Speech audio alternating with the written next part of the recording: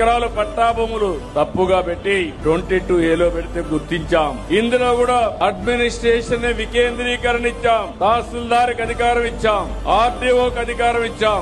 ఒకప్పుడు ఆర్డీఓ జేసీ ఉంటే సమస్యలు పరిష్కారం కాకుండా చాలా ఇబ్బందులు వచ్చాయి. ఎక్కడన్నా వెబ్ ల్యాండ్ లో తప్పులుంటే సోమోటోగా ఆర్డీఓలు తహసీల్దార్లు పరిష్కారం చేస్తారు. 13.59 లక్షల ఎకరాల భూమి ఫ్రీ హోల్డ్ కింద ఉంటే అందులో మొత్తం వెరిఫై చేసి 9,25,000 ఎకరాలు యజమాని హక్కులు కల్పిస్తున్నాం.